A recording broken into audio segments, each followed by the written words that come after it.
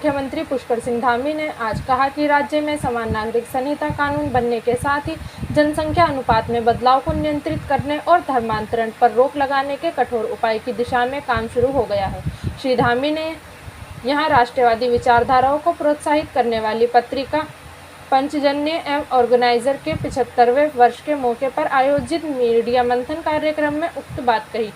उन्होंने कहा कि वह उत्तराखंड को पर्यावरण संरक्षण एवं आर्थिक विकास दोनों को एक साथ लेकर कार्य कर रहे हैं। उन्होंने कहा कि कृषि, बागवानी, पर्यटन, आयुर्वेद आदि क्षेत्रों में अनेक काम चल रहे हैं। उन्होंने प्रधानमंत्री नरेंद्र मोदी का आभार व्यक्त करते हुए कहा कि उनकी पहल से चारधाम यात्रा के लिए अच्छी सड़कों और अन्य सुविधाओं का जाल बिछ गया है। उन्होंने कहा कि कुमाऊं में 17 तीर्थ स्थलों को एक सक्रिय मानसखंड के रूप में विकसित करने का निर्णय लिया गया है। बाबा नीब करोरी के कैंचीधाम में एक विशाल पार्किंग बनाई जा रही है। उन्होंने यह भी बताया कि देहरादून के समीप 5वें धाम के रूप में सैन्य धाम बनाया जा रहा है, जिसमें 1700 से अधिक शहीद सैनिकों के घर के आंगन की मिट्टी का उपयोग किया जाएगा। मुख्यमंत्री ने कहा कि केदारनाथ और हेमकुंड साहिब में रोपवे के निर्माण के लिए भी काम शुरू हो गया है। चारधाम एवं अन्य स्थानों पर लोगों का स्थान की क्षमता से कई गुना अधिक संख्या में पहुंच जाना चिंता की बात है। उन्होंने लोगों से अपील की कि वे रजिस्ट्रेशन के बिना यात्रा पर नहीं आएं। लोग स्वास्थ्य जांच कराने के बाद और फिट होने पर ही यात्रा शुरू करें। श्री धामी ने उत्तराखंड के समान नागरिक संहिता, जनसांख्यिकीय अनुपात बिगड़ने और पड़ोसी राज्यों से अपराधियों के आकर शरण लेने के बारे में कठिन सवालों के जवाब दिए। उन्होंने कहा कि समान नागरिक संहिता के लिए उनकी सरकार ने एक समिति गठित की है, जिसके द्वारा तैयार मसौदे पर बहुत जल्द ये कानून बनाया जाएगा। उन्होंने कहा कि समान नागरिक संहिता न केवल उत्तराखंड बल्कि पूरे देश में और सभी राज्यों में ज़रूरी है।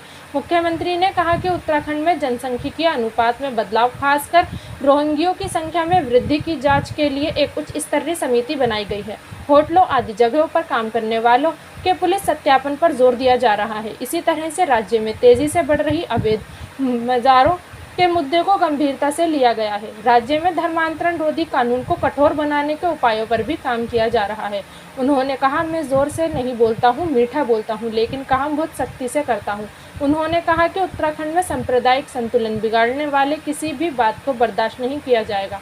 हरियाणा के मुख्यमंत्री मनोहर लाल खट्टर ने अगले सत्र में अपने राज्य में सुशासन और अर्थपूर्ण राजनीति पर चर्चा की। उन्होंने कहा कि हरियाणा में तकनीक के जरिए भ्रष्टाचार के सारे रास्ते बंद कर दिए गए हैं। इससे जातिगत राजनीति को कमज़ोर करने में भी मदद मिली है। उन्होंने हरियाणा एवं हरियाणवी का एक नारा दिया है और सरकारी सेवाओं एवं योजनाओं को भी सभी के लिए समान रूप से सुलभ कराया। श्री मनोहर लाल ने कहा कि पीएम स्वामित्व योजना और कुछ अन्य योजनाओं को हरियाणा सरकार के बाद देश में लागू किया गया है। उन्होंने कहा कि राज्य में शिक्षकों एवं कर्मचारियों के तबादले की नीति लागू की गई है।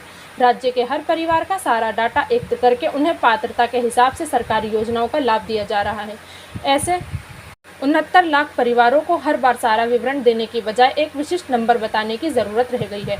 उन्होंने कहा कि राज्य में लाखों छात्रों के साथ 33,000 शिक्षकों को भी टैबलेट दिए गए हैं ताकि ई लर्निंग को बढ़ावा दिया जा सके। एक सवाल पर उन्होंने कहा कि यदि हरियाणा में कुछ तबके झिझक छोड़कर हमें अपना हाथ दे तो हम हर जिला गुरुग्राम जैसा बना दिया जाएगा।